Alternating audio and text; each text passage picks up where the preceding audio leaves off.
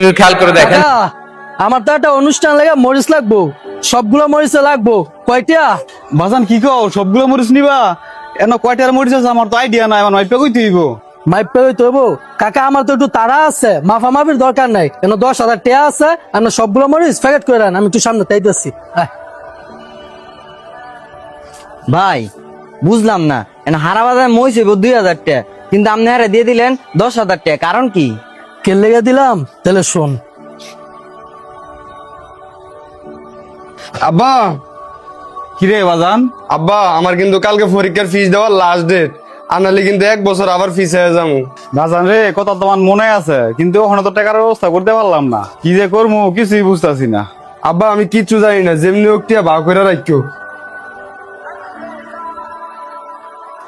ও এই কথা, তাহলে এমনি না দিয়ে আপনি সরাসরি দিলে পারতেন। সরাসরি দিতাম, আসলে সরাসরি দিলে তো উনি নিব না গা। নিব না মানে? নিব না মানে তাহলে এটাও শুন। কাকা, কিরে বাতিজা, কি হয়েছে? কাকা, ছোট ভাইয়ের পরীক্ষার ফিস জমা দিব, আপনি অন্তরি কে ব্যবস্থা করতেন না? আপনি আমার একবার কইবেন না, এতে টিয়াটা আছে রাখেন। না রে বাজান, আমার এইটা লাগবে না। আমি আমার ফুলার পরীক্ষার ফিসের টিয়া আমি নিজে জোগাড় করবো না, কারণ ধানের টাকা দিয়ে আমি আমার ফুলারে পড়াইতে চাই না।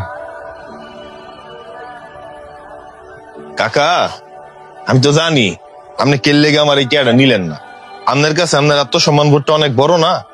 ঠিক আছে, আমি আপনার আত্মসম্মান বোধ রক্ষা করেই আমি আপনার কাছে এই টিয়াটা বুঝলাম যেমনি হোক। এই কারণে সৎ ভাই আমার টাকাগুলা দিয়া বলছে ওনার টাকাগুলা দিতে, যাতে উনি কিছুতে বুঝতে না পারে যে টাকাগুলো ওনার সাহায্য করা হয়েছে। বুঝছি ভাই, আসলে এটা অনেক মহান একটা চিন্তা ভাবনা। আচ্ছা চল সৎ বাইরে যাই, বিষয়টা জানাই।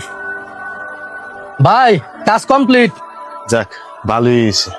কাকার যে টাকাটা দিছস, উনি কি কোনো অবস্থায় বুঝতে পারছে এই টাকাটা যে তুই ওনার সাহায্য করছস?